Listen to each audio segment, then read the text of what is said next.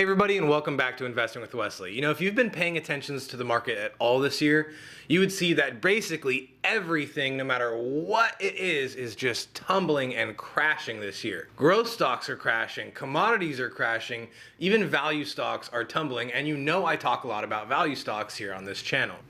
So that raises the question, what is the best stocks I could possibly invest in? Where should I put my money in markets like this where everything is going down, and just what should I do? So with that being said, that's exactly what I'm going to answer today. Let's get into it. Okay, so before we get started, I just want to re-emphasize the fact that this is not investment or financial advice. And I know I could give you that disclaimer like everyone else does on this platform, but the truth is, if I were to give you exactly what stocks I think you should be investing in right now, that's basically as close as it could possibly get to giving investment advice for compensation now that I'm monetized. So I'm not going to be giving you actual individual stock names, but I will give you a bunch of hints to help you do your own research and find the right ones that are best for you. Now, with that being said, let's talk about exactly what's been happening in the markets right now. And honestly, the biggest cause to everything tumbling right now, aside from the inflation and the rise in interest rates to fight the inflation, aside from those two, the biggest thing causing all the stocks to tumble is just straight fear. If you look at the greed and fear index, it's been on extreme fear for months now. And the reason for that is probably exactly why you clicked on this video. Everyone is terrified that they're going to be losing all their savings to everything going down, and obviously no one wants that, so they're fearful and they want to know what they should do and where they should put their money. Now, a lot of people, maybe even you, have always flocked to the tried and true tech stocks or growth stocks because over the past 2 decades, they've been the big winners, overshadowing everything else that you could possibly invest in.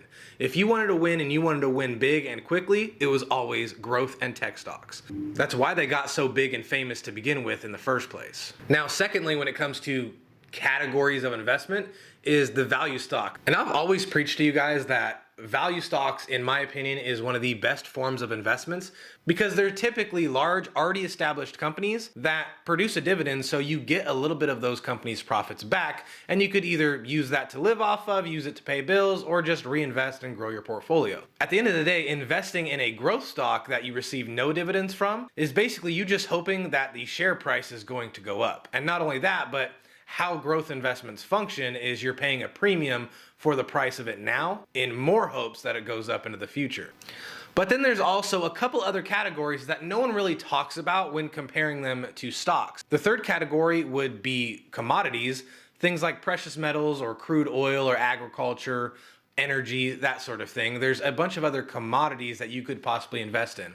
Now, you can invest in the actual commodity itself and, buy and store a bunch of gold and silver or oil, or you could buy things that produce those commodities, invest in agricultural farms or invest in gold and silver miners. And those would still count as stocks. They're not the actual commodity themselves, but people choose that option because it tracks the commodity price of whatever that company is mining. And lastly, in the other 2 categories, you have real estate and of course, cryptocurrencies now making an emergence. But if you look at the markets lately, honestly, you could definitely tell that all of these different categories are tumbling. Commodities are tumbling, crypto's tumbling, real estate's tumbling. Literally everything is tumbling, even what people consider safe haven assets. So again, what do you do and where should you put your money? Well, it's my opinion that in times like these where GDP is actually going down and we're experiencing what's called stagflation.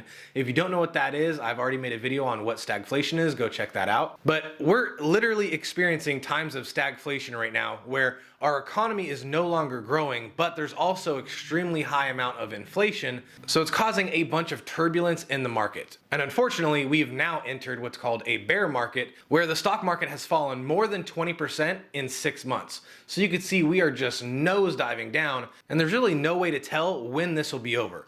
Because the stock market and the economy are mutually exclusive and don't always correlate, we could see the stock market rise to all-time highs tomorrow, even though the Fed says they're going to continue to raise interest rates. There's just no way to predict the future on how the markets are going to react. So that rules out the first one, trying to time the market. Obviously, you've heard it all before, I'm sure you have, because everyone says that investing consistently over time, over the long period, is a surefire way to win, and it's called dollar cost averaging. It's way better, and always will win over timing the market. So obviously timing the market and trying to calculate when the exact bottom of the market's going to be, throw all your money in there for a quick rise. That may work for a lucky few, but it's not something that can be repeated consistently.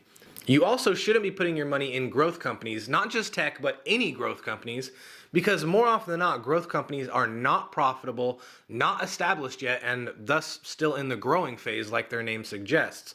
But the problem with that is they're working off of a lot of debt. And as interest rates rise, that debt becomes more and more expensive. And if they're already not turning a profit, it becomes way less likely that they'll be able to pay for those debts, and more likely that they're going to crash and go bankrupt. And the same thing is basically true for real estate. People love flocking into real estate, whether it's buying REITs or actually investing in the real building and actual real estate. But the problem is interest rates are going up and lending regulation is increasing as well, meaning it's harder to qualify for a loan and afford the loan. And that right there rules out a lot of people trying to invest and get into the game of real estate. Commodities as well. If you look at the silver or gold spot price, you can see that they've been taking a nosedive as well. And lastly, let's talk about the problems with value. The problem with value is that everyone knows it's a storehold of value. And in times like these, everyone likes to flock to those value companies. Those established companies, those defensive companies like Walmart or Waste Management that are almost always going to be safe haven assets because they're already well established. And let's be honest, even in times of extreme economic hardship, people are still needing to get groceries. People are still needing to throw out their trash. So certain businesses are always going to have consumers, no matter how hard or how rough the economy gets. But to answer everyone's question on where I think you should put your money, I think you should follow the clues of where you see the markets going, as well as where it currently is now, and where you also see the economy, not necessarily the market, going as well. So for me, on what I'm doing and what my personal strategy is, and it's a big clue of what I think you should do as well, is I have a lot of my money in companies that are very well established, have a proven consumer base that is broad and diversified, and can almost always turn a profit or sell any product they come up. Just as a bonus, most of these companies also produce a dividend, so I get a little bit of free cash there as well. The other portions of my portfolio are split between two different commodities and cryptocurrency. The first one is gold, and it's for the same reason everyone else invests in gold. Gold has always been a backup currency, whether it's a developed nation or an underdeveloped nation.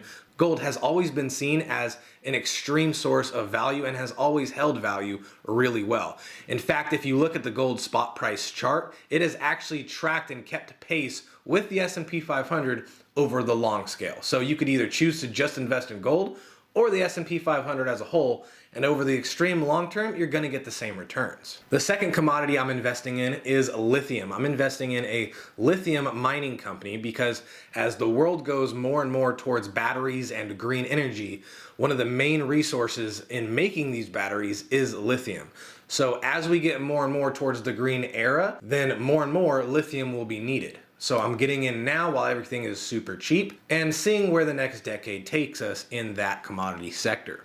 And lastly, the only cryptocurrency I'm currently investing in now is Bitcoin. Bitcoin has crashed nearly 45 or 50% from its last all-time high and has always been what's considered digital gold. Similar to gold, it is deflationary in nature. It's still rare because there's only 21 million Bitcoins that anyone could ever mine, ever. And on top of that, it has always been known as a great store of value. And as this new digital universe expands, I could see there being a much bigger place and a much bigger role that Bitcoin has to play in the future as basically the father of all cryptocurrencies. Now, before we wrap up, I want to give you one more clue and two warnings when it comes to investing in basically the same things I'm investing in.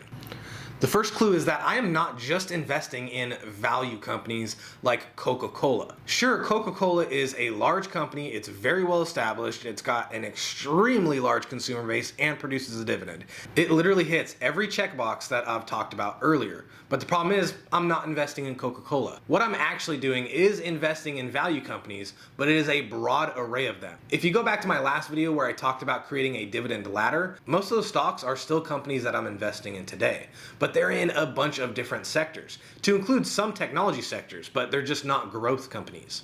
So I'm not just all in on a broad spectrum of value companies that everyone else is. I've cherry picked probably about 10 different companies that I see have massive growth potential, but will also still give me extra cash flow in the meantime. And finally, the two warnings are basically the same. Commodities like lithium and gold, as well as cryptocurrency like Bitcoin, none of those are regulated by the SEC. They don't count as investment, so there's no rules when it comes to giving advice or investment advice on commodities or cryptocurrencies. So just be very wary if you decide to research commodities or Bitcoin here on YouTube or any other platform, because in America it is not regulated, and that's why there are so many scams out there when it comes to those two kinds of asset classes.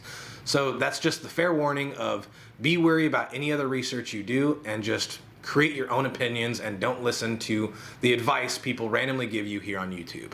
I hope you got value in this video. If you did, please remember to like and subscribe, as it really helps this channel get out there and grow. If you ever had a question or comment or wanted more detailed advice for your specific situation, I have a dedicated Facebook and Instagram account, so feel free to message me there. Either way though, the choice is yours, and I'll see you in the next episode.